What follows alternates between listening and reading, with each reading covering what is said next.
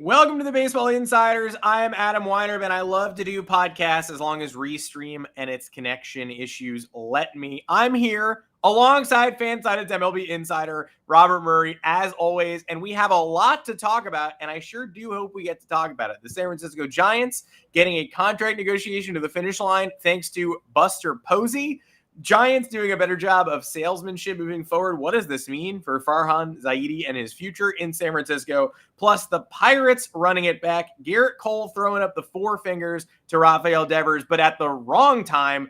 And are the Dodgers and Phillies really the top two threats? Plus, your questions. I hinted earlier, I'm having connection problems. Never update your computer. Never update your Mac OS. Just kidding. You have to, but it's really messing with our software today. So if I disappear, I'm not coming back. Unfortunately, I'm fulfilling some of your dreams, but hopefully I get to do the whole show with my friend, Fansided MLB Insider Robert Murray, who's here to shed some light on the things that we heard over the weekend. And I was flying back from a weekend in Utah and I read that Buster Posey bomb and I went, I can't wait to do the show. Yeah, I had the same exact reaction. And first of all, it's good to be here with you, Adam. It's been a while since we've done a podcast, and just like that, Adam has gotten booted for the podcast. So at least he got the intro down. But it's good to be back here with everybody. Lots going on in baseball, as Adam ended up alluding to. He had some connection issues, but we'll be talking about Farhan, Zaidi, and the Giants, and Derek Shelton's return or expected return to the Pittsburgh Pirates. And among a lot of other things. And also, if we end up, or if you guys have any questions in the comments, make sure to put them in there, because I will try to get to as many of them on the show as possible, because it'll be probably a quicker show without Adam here. But the first thing I wanted to talk about was a report from Andrew Baggerly of The Athletic, who ended up writing about Buster Posey's presence with the San Francisco Giants and what he ended up doing in the Matt Chapman negotiations with Scott Boras. When it was initially reported and leaked that Chapman agreed to such a mammoth extension with the Giants, my first takeaway from that was that Zaidi was safe, that Bob Melvin would be safe, because when a deal of that magnitude is completed, that is usually a sign that ownership trusts the front office. And that was my takeaway in the moment.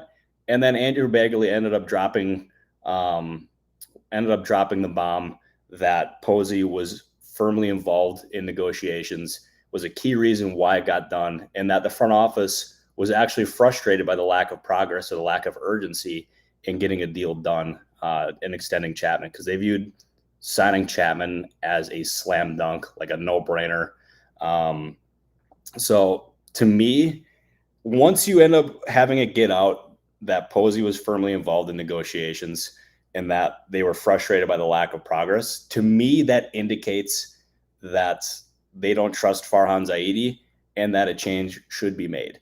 And that is a pretty damning statement to make, because when the Giants ended up hiring Zaidi away from the Dodgers, they thought that was going to be in the piece that brought them, or was going to end up resulting in them getting a roster that allowed them to compete with the Dodgers. It has been anything but that, besides Zaidi and Gabe Kapler's first season in San Francisco, when they won, I think it was 106, 107 games. And it's just been a steady decline since. They hired Bob Melvin in the offseason. They signed a lot of players to big deals in the offseason. Did not work. They traded Soler at the deadline. The pressure was on Farhan Zaidi to get to the postseason this year, and especially after spending as much money as he did. But it obviously has not worked out. And the fact that they had to have Buster Posey step in to complete these negotiations, to me, that's probably a sign that the Giants could be leaning toward parting ways with Zaidi. That's not my own reporting. That's just me reading the tea leaves, because needing someone from your ownership group to complete a negotiation, probably not the sign that you end up really trusting your president of baseball operations. And one thing that Adam noted that Andrew Baggerly ended up mentioning his piece is that they can have pieces like Mike Yastrzemski try to recruit players in free agency. And I don't necessarily know how much I buy Yastrzemski being a guy who can really lure players to San Francisco. I don't think he's got the kind of clout or impact that can end up doing that. But I will say having a guy like Matt Chapman, who is highly respected around the league, he's got plenty of connections from his time with the A's, the Blue Jays, and now the Giants. I think he can be a really strong recruiting piece. I also think a guy like Logan Webb could be a really good recruiting piece as well. So I think they have pieces to try to bring players to San Francisco that they can try to put into these meetings for some big name free agents. And we all know that Juan Soto is going to be looming out there in the offseason. And maybe the Giants could try to get involved in that. They have been in previous off seasons. They were after Aaron Judge. They were after Bryce Harper, Giancarlo Stanton when he was a candidate to be moved at the deadline a few years ago, or in the offseason a few years ago, I should say. So they've swung big. They've come up empty. So maybe they try to use some of those pieces in the offseason to try to get Soto or another big name. But I don't think Yastrzemski can be a real big name for them. And there's questions here about Bob Melvin's job status in San Francisco and what exactly can end up happening here with him. I think they'd probably end up keeping Bob Melvin, because if you look at it, if they go from hiring Gabe Kapler, then firing him, and then immediately pivoting to Bob Melvin and firing him after a year, I think people would kind of wonder what exactly the job status or the job, how do I want to phrase it, security would be in San Francisco. Because, I mean, Melvin is about as respected of a manager as it gets. He left San Diego. Like, the Padres let Melvin leave San Diego to go to San Francisco. Like, that is something that rarely happens in baseball. And to me, like, if you end up getting Melvin over there and then firing him after a year, that could be a red flag to some potential candidates. That being said, there are only 30 jobs like that in baseball, so they would end up getting somebody for sure. But Melvin's got a very respected voice in baseball, so they got to be mindful of that. But to me, like, I think anything is probably going to be on the table in San Francisco. And if they end up parting ways with Zaidi, what would make that job attractive is allowing that president of baseball operations or general manager or whatever role they hire that person in, they would want to, like, what makes it intriguing is allowing them to pick their own managers. So, like, that's something to keep in mind as well.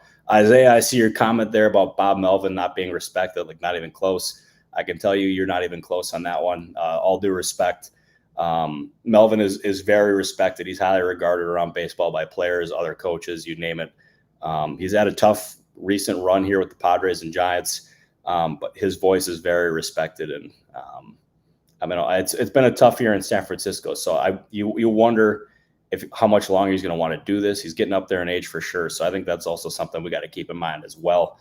And now switching gears to the Pirates, because I was on this podcast, is my opinion has been that Derek Shelton could be a guy who could end up being on the hot seat in Pittsburgh, because they started off that season so strong and they had so much promise, especially after calling up Paul Skeens and getting Jared Jones at the major league level. They had two of the best young frontline starting pitchers in baseball. And then you also pair him with Mitch Keller and some of these other guys, and you have an offense that has pieces. There are holes on there for sure. But they had a roster that was set to compete better than any roster in recent Pirates history. Started off strong, and ever since then, it's been an absolute disaster. They've been at the bottom of the NL Central for basically the entirety of the second half of the season. Just a lot has gone wrong in Pittsburgh, and I thought they could end up making Shelton the scapegoat, but Ben Cherington recently gave him a vote of confidence, and that they're expected to keep him for the 2025 season. I would not rule out changes in Pittsburgh. They have made some changes in the front office. The biggest one most recently being moving Will Lawton away from his role high up in the Pirates front office. I can tell you he is highly regarded around baseball. I remember when I found out that he was not going to be returning in his role, that there's a lot of people around baseball that just spoke really highly about him as an evaluator, as someone who's just really just good in the front office overall. There's been reports that he's staying in Pittsburgh. I wouldn't be surprised if there's another team that tries to lure him out of Pittsburgh in whatever role he's going to end up staying in. I don't like. He had a very prominent role in the Pirates front office for a while, and yeah, that's I don't know. We'll see what happens there, but he's very highly regarded. I cannot imagine that'll be the last move that they make, and maybe it's somebody on the coaching staff. I don't know, but the season had so much promise. So to me, I think this is something where the Pirates are going to make some more changes. So we'll see. Trey B, it's a very good question by you. Is Dave Roberts' job security safe with the Dodgers? To me, it is. I think he's very safe in LA. He is somebody who is very respected in that clubhouse. He is someone who works very closely with Andrew Friedman. He's gotten to the Dodgers to the postseason each and every year. I've been somebody who has said that his job status in previous years should be kind of questioned because they have failed to really get to the World Series or just kind of, especially this year, because the amount of money that they spent in the offseason, getting Ohtani, getting Yamamoto, getting Teoscar Hernandez, getting all these guys, like they spent a lot, and it was a boomer bust year. To me, I don't think he's going to end up being on the hot seat. I think you can look at the pitching staff and kind of point to that being the reason why that I don't think he's going to end up getting fired if they don't end up making it to the World Series or anything like that, because their pitching injuries have overall been some of the worst in recent memory. Like that rotation is absolutely decimated. I will say the addition of Michael Kopech at the trade deadline probably looks like the best deal overall by any team. I mean, getting him especially for as little as they gave up, like good job by that front office. I will say it's tough seeing Miguel Vargas like clearly that miserable being with the Chicago White Sox. Like that, he went from being on one of the most talented teams, if not the most talented team in Major League history, to being on the worst team in Major League history. Like that is about as bad as it gets. Feel bad for him, but I don't think that Dave Roberts is his job status. I don't anticipate him being on the hot seat unless something truly like weird happens. I will say, and to close this up, unless we end up getting any more questions in here, I will say, like there was a recent poll in ESPN about like the biggest threats to the Phillies I want to make sure I get this right. There was an ESPN panel of scouts, experts, and players voted for who could be the biggest threats to the Phillies in the Dodgers in the playoffs here. A lot of people chose the Padres, which I get that one. The Brewers, I also get that one as well. I'll honestly say I think the Dodgers are the biggest threat to themselves because of that rotation and just how bad their pitching has been and just how decimated it is. Because you talk to people around baseball, you could end up making the case that they can end up being a World Series team, especially when you look at that offense and how just loaded they are from top to bottom. But you can also make the case that they may not even win they may not even win a series in the postseason because their pitching is just that decimated. So I'm fascinated to see exactly what ends up happening with the Dodgers. There's a lot going on there. But yeah, I'm absolutely fascinated to see because I think they're probably the biggest wild card and the biggest what if in recent baseball history. And if they don't even win a series, then I think those Dave Roberts questions about his job status grow louder. But I don't think we're at that point right now. So we'll see. But that's one of the things that I'm watching. As we said when Adam was on the show before he got booted off, which Adam, I miss you very much.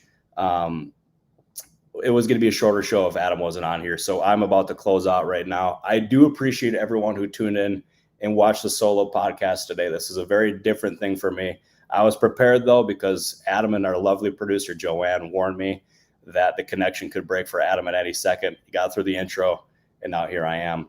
But I appreciate everyone who tuned in today. We will be back here on Thursday for a full episode. We will hype up the Padres on Thursday, Andrew. I promise you that. But for myself, Robert Murray, and Adam, and our producer, Joanne, I thank you. I will see everybody on Thursday, and take care, everybody.